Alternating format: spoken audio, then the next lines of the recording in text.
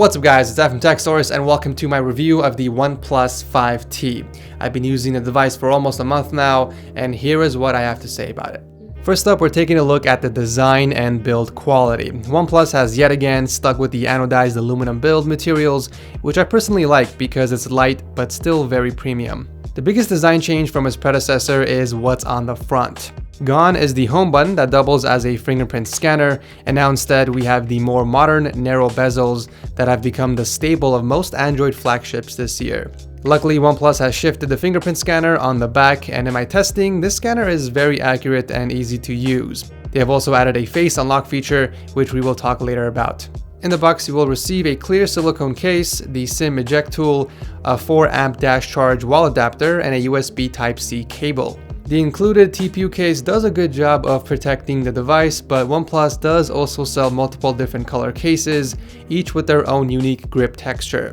Moving on to the specs, the 5T comes in two variants. The entry-level model comes in at $499 and is equipped with 64 gigs of storage and 6 gigs of RAM, but you can opt for the 128GB of storage and 8 gigs of RAM for $559.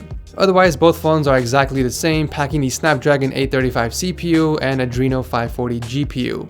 Keep in mind, the version I have in hand is the 128GB model with 8 gigs of RAM. The dual SIM slot is also another included feature on all variants, which can be very useful for some people, especially for those who frequently travel abroad.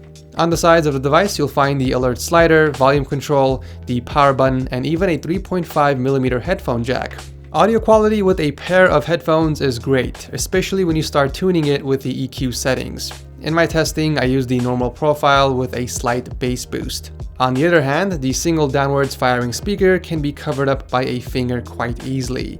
This won't be a huge drawback for most people, but it's something to watch out for. While the 5T doesn't have any water resistance certifications, OnePlus does claim that the device will hold up to accidental splashes of water, which is a good reassurance to have. As I mentioned before, the 5T does use facial recognition as a method of unlocking the phone, and it's lightning fast. The phone detected my face in low light and even in very bright environments. It's not the most accurate though compared to the iPhone X, as it will have difficulty if you partially cover your face with something such as a hat or a pair of sunglasses.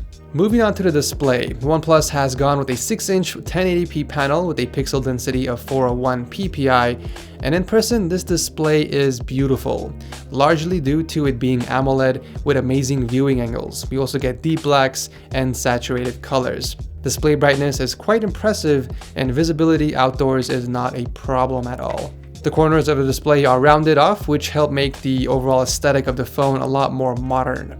Although its aspect ratio is 18:9, OnePlus has made sure you won't run into any screen compatibility issues, and most 16:9 media will be displayed very well. Above this panel, we'll also find a notification LED. The display is protected by Gorilla Glass 5 to prevent any shatters, but can be prone to scratching, so you gotta be careful with that. Every OnePlus 5T comes with a pre-applied plastic screen protector, but picking up a tempered glass variant is also another option. Moving on to the software and user experience. Now this is where the 5T shines the most in my opinion. The phone ships with the latest stable version of Oxygen OS, which is based on Android 7.1.1 Nougat. It's a clean approach to Android and adds minimal bloat to the software. It does a great job of simplifying the settings menu and adding some features to further customize the user interface to your liking. Configuring the navigation buttons is an option that I really found helpful, and on top of that, you can set custom functions for a swipe on the rear fingerprint scanner or even a long press on software keys. The shelf is also present to the left side of the home screen, giving you quick access to information such as date and time, weather, and most used apps. Oxygen OS also does a great job of managing background apps and overall power efficiency. Speaking of power efficiency, the phone is packing a 3300 mAh battery, which in my testing lasted just over 4 hours of on-screen time. Luckily, the dash charger is lightning fast, and just a few minutes of charging will keep your battery topped off. For those that constantly find themselves scrambling to find a charger, you'll be pleased to know that the OnePlus 5T can be charged from 0 to 60% in just about 30 minutes. Unfortunately, the 5T does not come with wireless charging, which is a feature that I would have loved to see on the phone.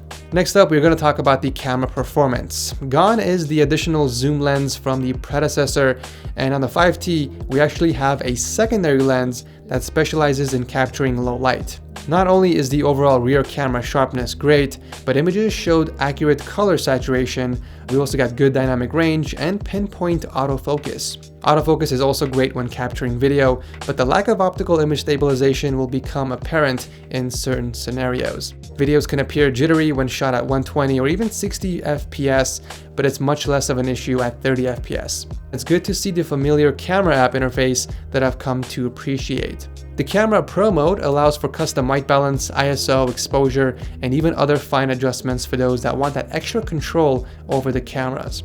Overall, OnePlus has delivered on their promise yet again, and the 5T is not only a well-polished device, but a very close contender to competing flagship devices at only about half the price. If you're in the market for a meaningful upgrade but don't want to break the bank for the latest Pixel or even iPhone 10, then this is definitely a great option for you. But that pretty much wraps up this video. I hope you guys enjoyed it. Let me know what your feedback is on the phone by leaving your comments below, and whether you guys agreed or disagreed with what I had to say about the 5T. I'll drop a link to it below if you guys want to check it out. Again, thank you so much for watching, and I'll see you in the next one.